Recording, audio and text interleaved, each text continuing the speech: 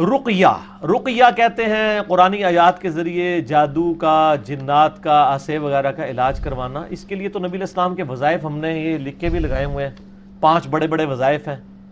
آیت الکرسی صبح و شام 1 دفعہ، آخری 3 کل 3 دفعہ صبح و شام، اور بسم اللہ الذی لا یضر والی دعا، اور اعوذ بکلمات اللہ التامہ والی دعا، اور لا الہ الا اللہ وحدہ لا شریک لہ۔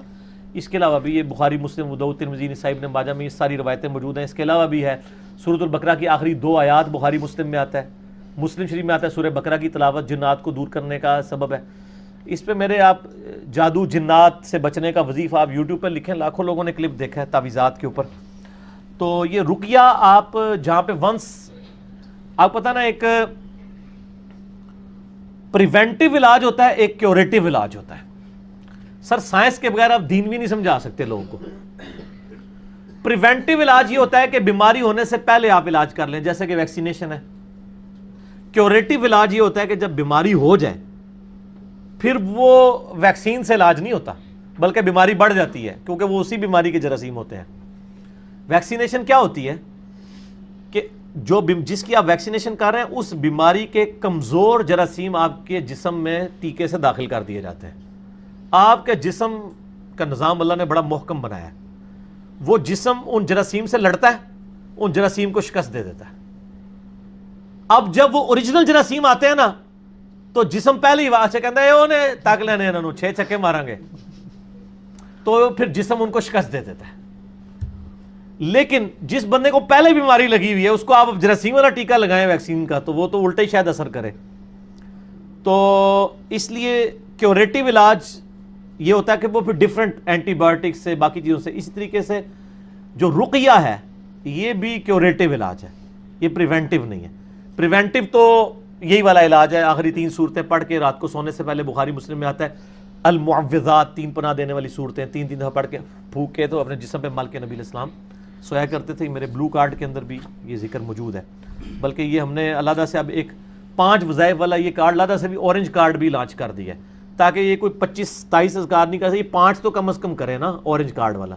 یہ اورنج کارڈ ہی لگایا ہوا ہم نے، تو یہ کر لیں کافی ہے، صبح و شام 1 دفعہ یہ وظیفے کر لیں، تو پھر تو آپ کو کسی عامل کے پاس جانا پڑے گا، اور وہ لوگوں نے تجربات کے ذریعے حاصل کیا۔ صحیح مسلم میں حدیث ہے، تم میں سے جو کوئی اپنے بھائی کو نفع پہنچا سکتا ہے وہ پہنچائے۔ صحیح مسلم میں حدیث ہے، تم اپنے زمانے جاہلیت کے دم مجھ پر پیش کرو، اگر ان میں شرکی الفاظ نہیں تو اب بھی ان کو ویسے ہی کرتے رہو۔ اسی طریقے سے مسلمانوں نے بھی تجربات سے چیزیں حاصل کی ہیں کہ قرآن حکیم میں جو جادوگروں اور موسیٰ علیہ السلام کا واقعہ ہے نا، وہ قرآن پاک میں کئی جگہ ہے جس میں جادوگر شکست کھا گئے، موسیٰ علیہ السلام کو اللہ نے فتح دی۔ ان آیات کی اگر تلاوت کر کے رقیہ کیا جائے، آلریڈی جن لوگوں پہ جادو ہوا ہے، کہیں پہ خون کے چھینٹے گرتے ہیں اور کپڑے کٹ جاتے ہیں اور سارے معاملات ہوتے ہیں۔ ویسے پاکستان میں تو ہر گھر میں ہی جادو لوگ کلیم کر رہے ہوتے ہیں، وہ نہیں ہوتا، کوئی کیس ہوتا ہے، یہ تو وہمی قوم ہے نا، تو وہ پھر رقیہ کرتے ہیں۔ باقی یہ وہ کالی مرغی ذبح کر کے اس کا خون گرانا اور یہ تو ساری فضول چیزیں۔ صحیح العقیدہ جو مشرک نہ ہو، شرک کرنے والا نہ ہو، موحد ہو، اس سے علاج کروایا جائے، اور یعنی کارگر ہے۔ یہاں پہ بھی ہمارے پنڈی شہر میں وہ کون سے ہیں جی، اقبال سلفی صاحب، یعنی وہ کافی پوری دنیا ان کے پاس آتی ہے، ان کے یوٹیوب پہ کلپ بھی رکھے ہوئے ہیں، آپ اقبال سلفی لکھیں تو وہ کافی رقیہ کرتے ہیں۔ یہاں بھی جیل میں بھی ان کے سٹوڈنٹس موجود ہیں، تو فی سبیل اللہ کرتے ہیں، آپ پیسے نہیں آپ سے لیتے، آپ خود اپنی مرضی سے دینا چاہیں تو نہ بھی نہیں کریں گے، وہ تو ہم ہی ہیں جو نہ کر دیتے ہیں۔ تو ظاہر ہے لوگ تو کرتے ہیں، پیسے دیتے ہیں، ماشاءاللہ کروڑ پتی ہو چکے ہیں وہ، لیکن ان کے اوپر کوئی فتویٰ نہیں، وہ پیسے لے بھی لینا تو صحیح بخاری میں حدیث موجود ہے کہ وہ سورۃ الفاتحہ دم کرنے کا معاوضہ لیا تھا۔ رقیہ کا معاوضہ جائز ہے، لیکن اگر کوئی فی سبیل اللہ کرتا ہے وہ بہت اچھا ہے، ٹھیک ہے، تو جواز ہے۔